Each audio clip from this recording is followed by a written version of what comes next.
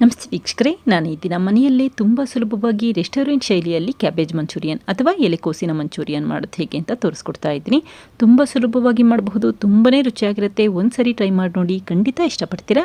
ಹಾಗೆ ನಿಮಗೆ ಈ ವಿಡಿಯೋ ಇಷ್ಟ ಆದರೆ ಪ್ಲೀಸ್ ವಿಡಿಯೋನ ಲೈಕ್ ಮಾಡಿ ಮತ್ತು ಚಾನಲ್ಗೆ ಸಬ್ಸ್ಕ್ರೈಬ್ ಮಾಡಿ. ಈಗ ರೆಸ್ಟೋರೆಂಟ್ ಶೈಲಿಯಲ್ಲಿ ಕ್ಯಾಬೇಜ್ ಮಂಚೂರಿಯನ್ ಮಾಡೋದು ಹೇಗೆ ಅಂತ ನೋಡ್ಕೊಳ್ಳೋಣ ಬನ್ನಿ.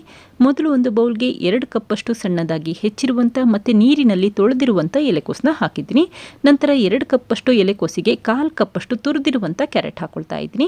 ಹಾಗೆ ಅರ್ಧ ಟೀ ಸ್ಪೂನಷ್ಟು ಶುಂಠಿ ಬೆಳ್ಳುಳ್ಳಿ ಪೇಸ್ಟ್ ಹಾಕಿದರೆ 2 ಟೀ ಸ್ಪೂನಷ್ಟು ಅಚ್ಕಾರದ ಪುಡಿ ಹಾಕೊಳ್ತಾ ಇದ್ದೀನಿ. ನಿಮಗೆ ಖಾರ ಎಷ್ಟು ಬೇಕೋ ಅಷ್ಟು ಪ್ರಮಾಣದಲ್ಲಿ ಅಚ್ಕಾರದ ಪುಡಿ ಉಪಯೋಗಿಸ್ಕೊಳ್ಳಿ. ನಂತರ 1/4 ಟೀ ಸ್ಪೂನಷ್ಟು ಕಾಳು ಮೆಣಸಿನ ಪುಡಿ ಹಾಕೊಳ್ತಾ ಇದ್ದೀನಿ. ಹಾಗೆ ರುಚಿಗೆ ತಕ್ಕಷ್ಟು ಉಪ್ಪು ಹಾಕ್ಕೊಳ್ತಾ ಇದ್ದೀನಿ. ಈ ಎಲೆಕೋಸಿಗೆ ಎಷ್ಟು ಪ್ರಮಾಣದಲ್ಲಿ ಉಪ್ಪು ಬೇಕೋ ಅಷ್ಟು ಮಾತ್ರ ಹಾಕೊಳ್ಳಿ. ಈಗ ಕೈಯಲ್ಲಿ ಮಿಕ್ಸ್ ಮಾಡ್ಕೊಳ್ತಾ ಇದ್ದೀನಿ. ಈ ರೀತಿ ಮೊದಲು ಎಲೆಕೋಸಿಗೆ ಮಸಾಲೆಗಳನ್ನೆಲ್ಲ ಹಾಕಿ ಕೈಯಲ್ಲಿ ಚೆನ್ನಾಗಿ ಮಿಕ್ಸ್ ಮಾಡ್ಕೊಳ್ಳಿ. ಆವಾಗ ಎಲೆಕೋಸು ಕೂಡ ಸಾಫ್ಟ್ ಆಗುತ್ತೆ ಮತ್ತು ಎಲೆಕೋಸಿನಲ್ಲಿರುವಂಥ ನೀರಿನಂಶ ಕೂಡ ಬಿಡುತ್ತೆ. ಈಗ 3 ಟೇಬಲ್ ಸ್ಪೂನಷ್ಟು ಮೈದಾ ಹಿಟ್ಟು ಹಾಕ್ಕೊಳ್ತಾ ಇದ್ದೀನಿ. 3 ಟೇಬಲ್ ಸ್ಪೂನಷ್ಟು ಮೈದಾ ಹಿಟ್ಟಿಗೆ 3 ಟೇಬಲ್ ಸ್ಪೂನಷ್ಟು ಕಾರ್ನ್ಫ್ಲೋರ್ ಹಾಕ್ಕೊಳ್ತಾ ಇದ್ದೀನಿ.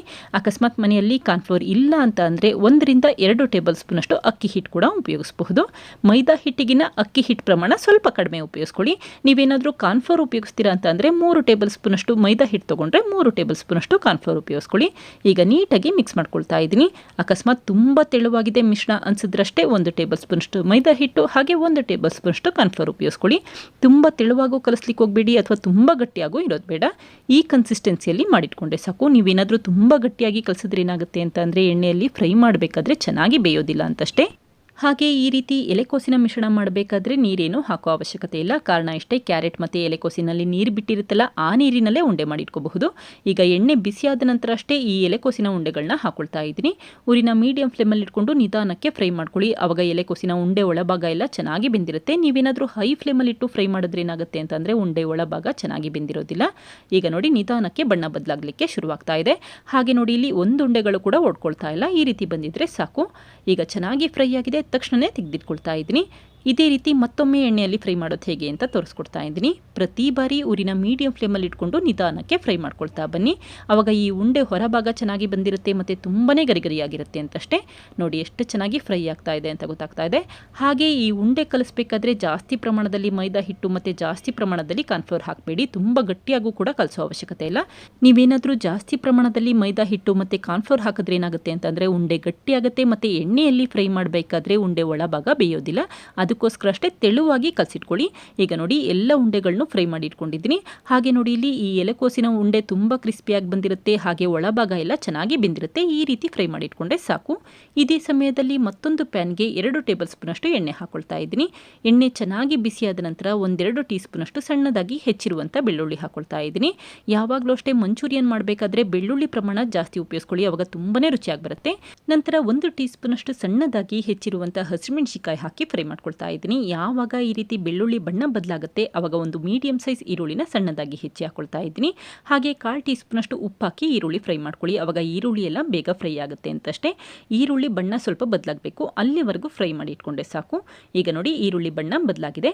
ಇದೇ ಸಮಯದಲ್ಲಿ 1-2 ಟೇಬಲ್ ಸ್ಪೂನಷ್ಟು ಸಣ್ಣದಾಗಿ ಹೆಚ್ಚಿರುವಂಥ ಕ್ಯಾಪ್ಸಿಕಮ್ ಉಪಯೋಗಿಸ್ಕೊಳ್ತಾ ಇದ್ದೀನಿ. ಮನೆಯಲ್ಲಿ ಕ್ಯಾಪ್ಸಿಕಮ್ ಅಥವಾ ದಪ್ಪ ಮೆಣಸಿನಕಾಯಿ ಇದ್ದರೆ ಉಪಯೋಗಿಸ್ಕೊಳ್ಳಿ, ಇಲ್ಲ ಅಂತಂದರೆ ಹಾಕದೇ ಇದ್ರೂ ಕೂಡ ನಡೆಯುತ್ತೆ. ಈಗ ನೋಡಿ ಒಂದು ಅರ್ಧ ನಿಮಿಷ ಫ್ರೈ ಮಾಡಿ ಇಟ್ಕೊಂಡಿದ್ದೀನಿ. ನಂತರ 2 ಟೇಬಲ್ ಸ್ಪೂನಷ್ಟು ಟೊಮ್ಯಾಟೊ ಸಾಸ್ ಹಾಕೊಳ್ತಾ ಇದ್ದೀನಿ. ಸಾಸ್ ಇದ್ರೆ ಸಾಸ್ ಉಪಯೋಗಿಸಬಹುದು ಅಥವಾ ಕೆಚಪ್ ಇದ್ರೆ ಕೆಚಪ್ ಕೂಡ ಉಪಯೋಗಿಸಬಹುದು. ನಂತರ 1 ಟೇಬಲ್ ಸ್ಪೂನಷ್ಟು ರೆಡ್ ಚಿಲ್ಲಿ ಸಾಸ್ ಹಾಕೊಳ್ತಾ ಇದ್ದೀನಿ. ನಿಮಗೆ ಖಾರ ಎಷ್ಟು ಬೇಕೋ ಅಷ್ಟು ಪ್ರಮಾಣದಲ್ಲಿ ರೆಡ್ ಚಿಲ್ಲಿ ಸಾಸ್ ಉಪಯೋಗಿಸ್ಕೊಳ್ಳಿ. ನಂತರ 1 ಟೀ ಸ್ಪೂನಷ್ಟು ಸೋಯಾ ಸಾಸ್ ಹಾಕಿದರೆ ಅರ್ಧ ಟೀ ಸ್ಪೂನಷ್ಟು ವಿನೆಗರ್ ಹಾಕೊಳ್ತಾ ಇದ್ದೀನಿ. ಸೋಯಾ ಸಾಸ್ ಮತ್ತು ವಿನೆಗರ್ನ ಸ್ವಲ್ಪ ಕಡಿಮೆ ಪ್ರಮಾಣದಲ್ಲಿ ಉಪಯೋಗಿಸ್ಕೊಳ್ಳಿ. ಈಗ ಊರಿನ ಮೀಡಿಯಂ ಫ್ಲೇಮಲ್ಲಿ ಇಟ್ಕೊಂಡು 1 ನಿಮಿಷ ಬೇಯಲಿಕ್ಕೆ ಇಟ್ಕೊಳ್ತಾ ಇದ್ದೀನಿ. ಇದೇ ಸಮಯದಲ್ಲಿ ಮತ್ತೊಂದು ಬಟ್ಲಿಗೆ 1 ಟೇಬಲ್ ಸ್ಪೂನಷ್ಟು ಕಾರ್ನ್ಫ್ಲೋರ್ ಹಾಕಿದರೆ 3/4 ಕಪ್ಪಷ್ಟು ತಣ್ಣೀರು ಹಾಕಿ ಚೆನ್ನಾಗಿ ಮಿಕ್ಸ್ ಮಾಡ್ಕೊಳ್ತಾ ಇದ್ದೀನಿ. ಈಗ ನೋಡಿ ಗಂಟ್ಗಳೇನೂ ಇರಬಾರ್ದು, ಆ ರೀತಿ ಮೊದಲೇ ಮಿಕ್ಸ್ ಮಾಡ್ಕೋಬೇಕಾಗುತ್ತೆ. ಈಗ ಕಾರ್ನ್ಫ್ಲೋರ್ ನೀರು ರೆಡಿಯಾಗಿದೆ. ಈ ಬಟ್ಲನ್ನ ಹಾಗೆ ಎತ್ತಿಟ್ಕೊಳ್ತಾ ಇದ್ದೀನಿ. ಮನೆಯಲ್ಲಿ ಕಾರ್ನ್ಫ್ಲೋರ್ ಇದ್ದರೆ ಉಪಯೋಗಿಸ್ಕೊಳ್ಳಿ, ಇಲ್ಲ ಅಂತ ಅಂದರೆ ಈ ಮಸಾಲೆಗೆ ಅರ್ಧ ಕಪ್ಪಷ್ಟು ತಣ್ಣೀರು ಕೂಡ ಉಪಯೋಗಿಸಬಹುದು. ಕಾರ್ನ್ಫ್ಲೋರ್ ಇಲ್ಲ ಅಂತಂದರೆ ಕೇವಲ ತಣ್ಣೀರನ್ನೇ ಉಪಯೋಗಿಸ್ಕೊಳ್ಳಿ. ಈಗ ನೋಡಿ ಕಾರ್ನ್ಫ್ಲೋರ್ ನೀರನ್ನು ಹಾಕಿದ್ದೀನಿ. ಹಾಗೆ ತಕ್ಷಣವೇ ಕಂಟಿನ್ಯೂಸ್ ಆಗಿ ಮಿಕ್ಸ್ ಮಾಡ್ಕೊಳ್ಳಿ, ಇಲ್ಲ ಅಂತಂದರೆ ಗಂಟ್ಗಳಾಗೋ ಚಾನ್ಸಸ್ ಇರುತ್ತೆ. ಈಗ ನೋಡಿ ಚೆನ್ನಾಗಿ ಮಿಕ್ಸ್ ಮಾಡಿಟ್ಕೊಳ್ಳಿ.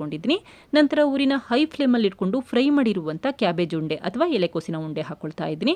ಊರಿನ ಹೈ ಫ್ಲೇಮಲ್ಲಿ ಇಟ್ಕೊಂಡು 1 ನಿಮಿಷ ಚೆನ್ನಾಗಿ ಮಿಕ್ಸ್ ಮಾಡ್ಕೊಳ್ಳಿ. ತುಂಬ ಸಮಯ ಬೇಯಿಸಬೇಡಿ, ಅವಾಗ ಏನಾಗುತ್ತೆ ಅಂತಂದರೆ ಈ ಕ್ಯಾಬೇಜ್ ಉಂಡೆ ಸಾಫ್ಟ್ ಆಗೋ ಚಾನ್ಸಸ್ ಇರುತ್ತೆ. ತಕ್ಷಣವೇ ಸ್ಟವ್ ಆಫ್ ಮಾಡ್ಕೊಳ್ಳಿ. ಈ ರೀತಿ ಮಿಕ್ಸ್ ಮಾಡಿದ ತಕ್ಷಣವೇ ಸ್ಟವ್ ಆಫ್ ಮಾಡ್ಕೋಬೇಕಾಗುತ್ತೆ. ಕೊನೆಯದಾಗಿ 1/4 ಟೀ ಸ್ಪೂನಷ್ಟು ಕಾಳುಮೆಣಸಿನ ಪುಡಿ ಅಥವಾ ಪೆಪ್ಪರ್ ಪುಡಿ ಹಾಕಿದರೆ 1-2 ಟೇಬಲ್ ಸ್ಪೂನಷ್ಟು ಸಣ್ಣದಾಗಿ ಹೆಚ್ಚಿರುವಂಥ ಕೊತ್ತಂಬರಿ ಸೊಪ್ಪು ಹಾಕ್ಕೊಳ್ತಾ ಇದ್ದೀನಿ. ಮನೆಯಲ್ಲಿ ಈರುಳ್ಳಿ ಹೂ ಅಥವಾ ಸ್ಪ್ರಿಂಗ್ ಆನಿಯನ್ ಇದ್ದರೆ ಉಪಯೋಗಿಸ್ಕೊಳ್ಳಿ, ಇಲ್ಲ ಅಂತಂದರೆ ಸ್ವಲ್ಪ ಕೊತ್ತಂಬರಿ ಸೊಪ್ಪು ಹಾಕಿದ್ರೂ ಸಾಕಾಗುತ್ತೆ. ಈಗ ಕ್ಯಾಬೇಜ್ ಮಂಚೂರಿಯನ್ ರೆಡಿಯಾಗಿದೆ. ತಕ್ಷಣ ಪ್ಯಾನನ್ನು ಹೊರಗಡೆ ಎತ್ತಿಟ್ಕೊಂಡಿದ್ದೀನಿ.